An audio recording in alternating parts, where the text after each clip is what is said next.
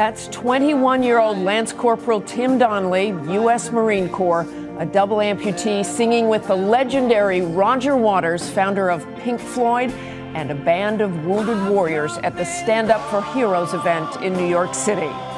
This week marks the 10-year anniversary of the invasion of Iraq, a conflict that left 4,488 Americans dead and more than 32,000 wounded. We asked our own Bob Woodruff, who was there during the ground invasion and who would be among the wounded, to take a personal look at the decade of war in our Sunday Spotlight. It is hard to imagine it was 10 years ago. What a decade it has been for the U.S. military, and a personal journey for me. My team was embedded with the Marines when the war began. All of us were ordered to wear chemical suits as protection against weapons of mass destruction, which we later learned did not exist. At night, the U.S. military has an advantage over every other army in the world. Many of us witnessed tragedy or lost friends. How's it going, Bob? Jesus del Solar was a Marine sniper in the unit I was embedded with. Hopefully we'll get this done and come home soon. The 20-year-old was killed just days into the invasion, stepping on an artillery shell. My war reporting in Iraq ended suddenly, less than 3 years after it began, struck by an IED. Unconscious for 36 days. So I joined together with the hundreds of thousands of service members who survived but remain wounded. The war would continue without us, getting far worse than anyone ever imagined. Listening to the soldiers tell you that, hey, tell your brother that I love you. Watching his eyes roll back in his head, that he's real close to dying.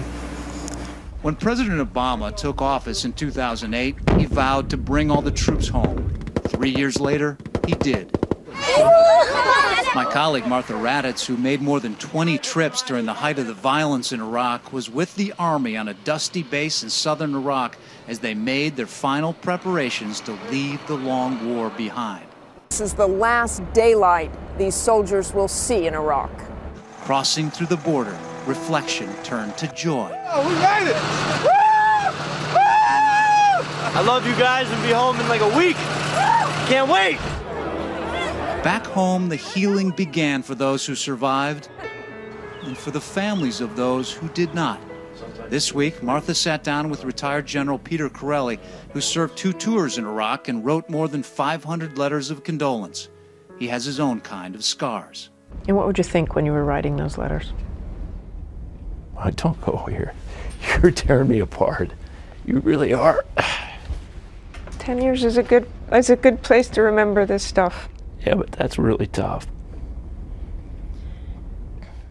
So you have to ask the question, and I know it's the simple cliche question, is everybody says, was it worth it?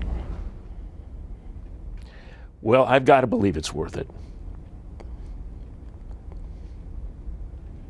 Bob's experience in Iraq and his serious injuries compelled him and his family to form a foundation to help wounded veterans, especially those with traumatic brain injury and post-traumatic stress. Bob joins us now. Welcome, Bob. It's great to have you here. Great to be here with you. Since the wars in Iraq and Afghanistan, there have been at least 126,000 cases of traumatic brain injury and 70,000 PTSD, post-traumatic stress disorder.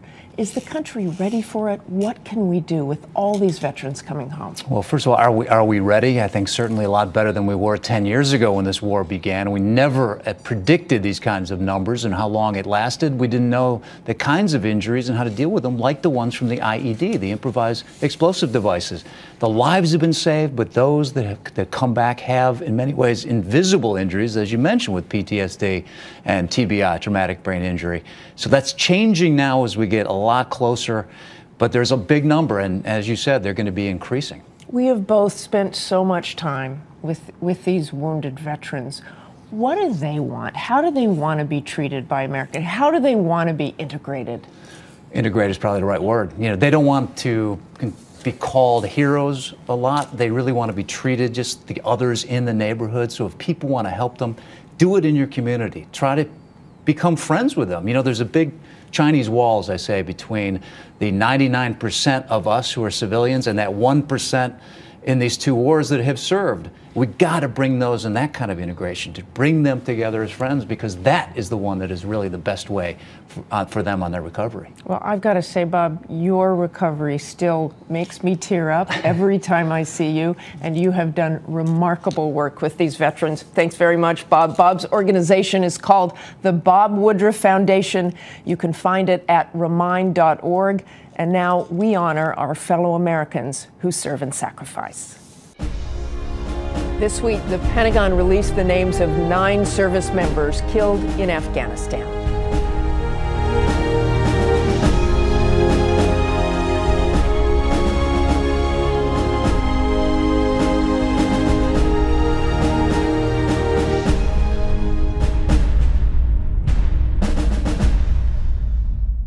That's all for us today. Thanks for sharing part of your Sunday with us. Check out World News with David Muir tonight. George is back next week, and we hope you will be too.